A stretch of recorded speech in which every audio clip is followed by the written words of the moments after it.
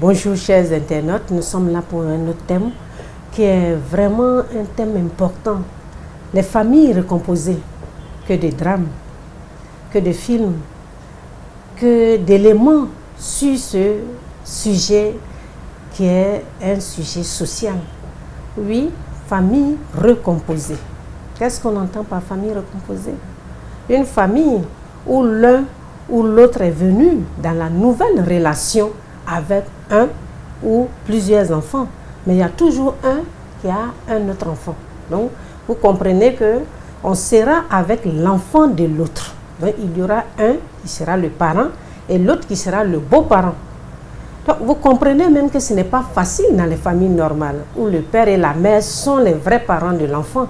Donc, allez-y comprendre une famille qui va se réunir avec des éléments disparates. Quels sont les problèmes de ces familles? Il y a les problèmes de l'autorité. J'aime bien parler de cela parce que celui qui est le parent de l'enfant doit impliquer celui qui n'est pas le parent de l'enfant. Mais avant, on ne constitue pas la famille n'importe comment. Il faut préparer les enfants à la nouvelle famille. Ce que nous ne faisons pas, c'est vrai que vous tombez amoureux.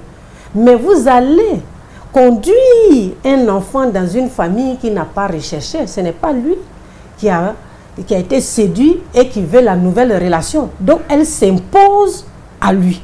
Il n'y a pas de choix pour cet enfant. Donc, quand on impose une famille à un enfant, je pense qu'il faut le préparer parce que l'enfant est sensible et surtout, il est dans une étape de son développement qui va faire qu'il va accepter ou rejeter. Mais cela dépend de nous. Généralement, avant la nouvelle rencontre, quand on s'est séparé, on a une relation de proximité avec l'enfant. Puisqu'on n'a pas de femme ou d'homme dans notre vie, les enfants deviennent les éléments centraux de notre vie. Il y en a qui vont jusqu'à dormir avec eux. C'est que je déconseille parce que l'enfant prend des habitudes et un jour on lui dit sors de la chambre parce qu'une nouvelle personne va venir. Mais vous pensez que l'enfant va faire quoi? Il va rejeter cette personne qui vient défusionner cette relation forte que j'avais avec le parent avant qu'il n'arrive. Donc vous comprenez que il faut préparer l'enfant. On n'amène pas l'ami à la maison. On peut inviter au restaurant, on est avec l'enfant. Après on lui demande ah tu vois, mais on fait de manière tacite. Tu dis pas qu'est-ce que tu penses de cette personne. Non. Ah c'est l'ami de maman, c'est l'ami de papa. Et puis bon, on laisse l'enfant. Et je vais te dire ah mais on ne l'oblige pas. Mais nous on ne fait pas cela. Généralement, la personne est là, on impose, et puis c'est par hasard. La personne arrive à la maison, on dit voici tonton, voici tanti, voilà ton papa. C'est délicat. La manière d'entrer en relation avec les enfants, je parle de cela parce que est tellement importante qu'elle va expliquer le rejet ou l'acceptation. Quand les enfants sont petits, il n'y a pas de problème. Mais quand les enfants sont grands, l'autre vient comme si c'était lui qui avait dépossédé les enfants de leurs parents, mais on le voit en rival du parent qui est parti. Parce qu'on a l'impression qu'il vient remplacer un père ou une mère que nous, on continue d'aimer en tant qu'enfant.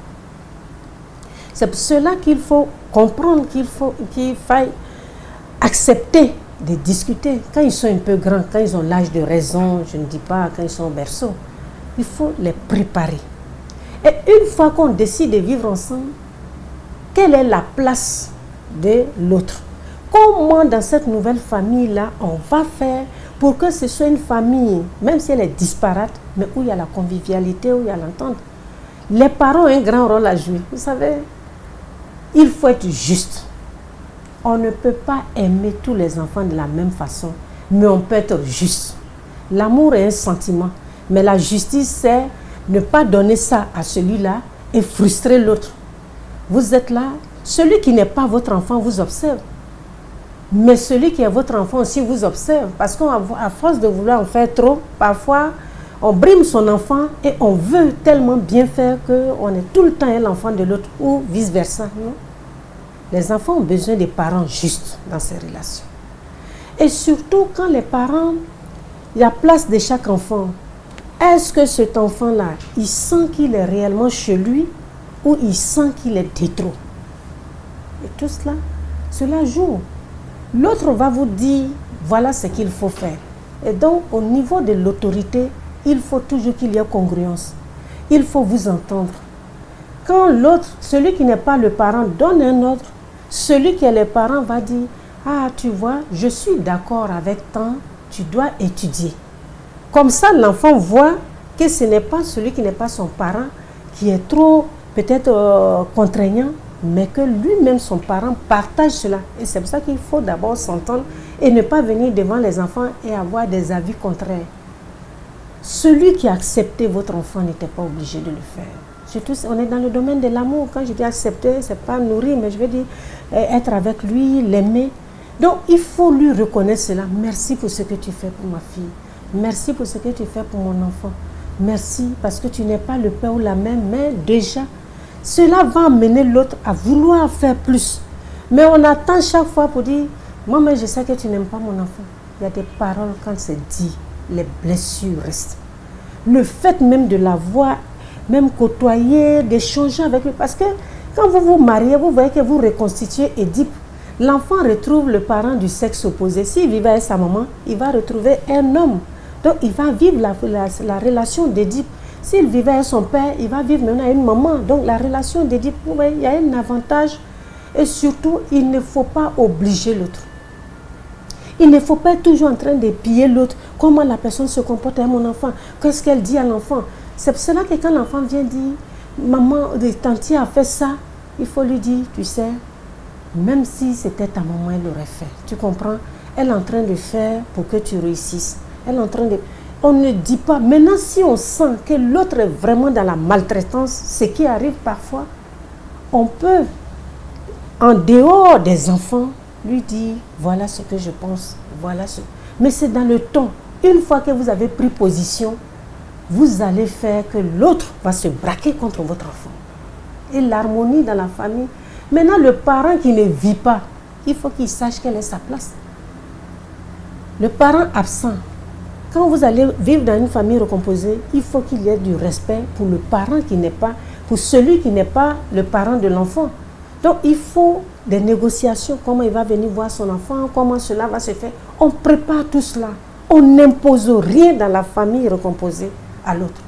L'autorité, on la partage.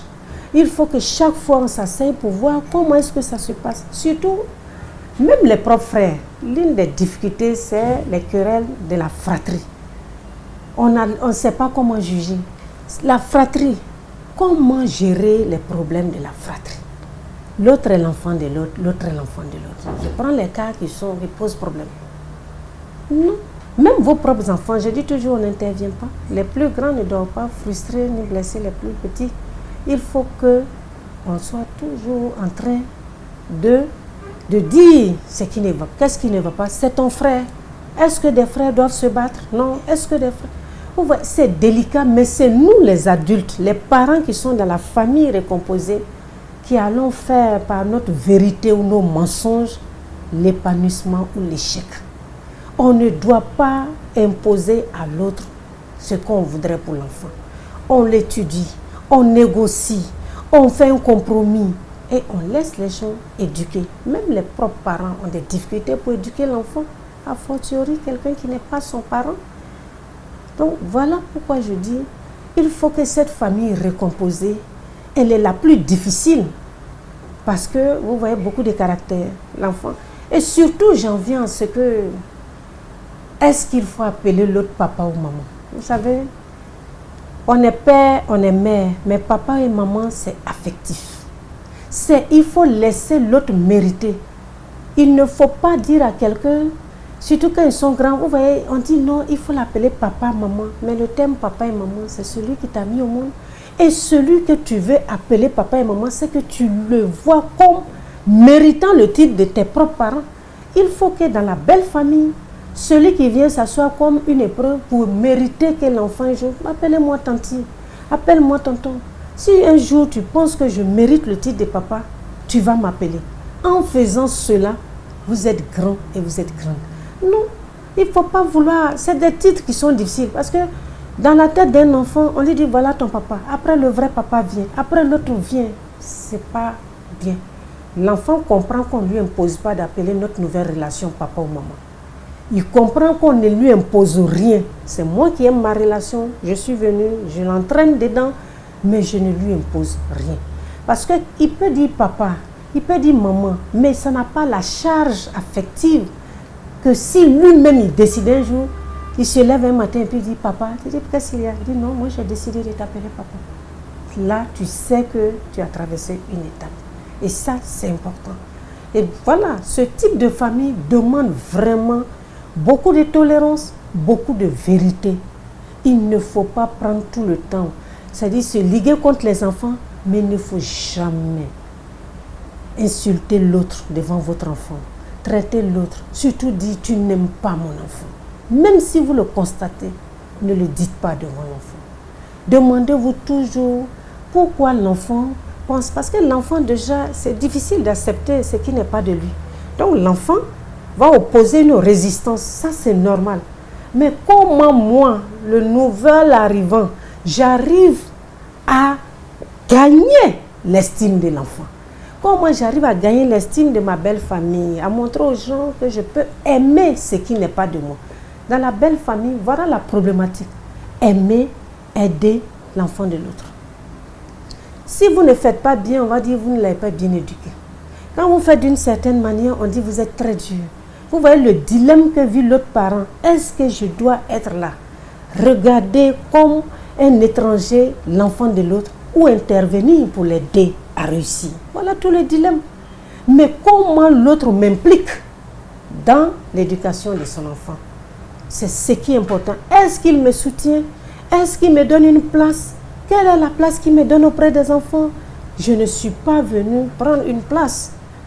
Je suis venue pas la place des enfants. Ça, c'est l'amour filial. L'autre, c'est l'amour sentimental. Donc, vous comprenez que avant de construire une famille recomposée, prenez le temps de voir si vous êtes déliés réellement du premier amour. Il ne faut pas rentrer dans une relation et on continue d'aimer peut-être l'autre. Et l'autre s'impose, surtout quand il a des moyens, il va venir. Non, il faut le respect, il faut la vérité, il faut la compréhension. Il faut surtout cette envie de montrer on est compatible dans tout ce qui se passe et on est juste. Ce qu'on fait pour nos enfants, on le fait pour les enfants de l'autre.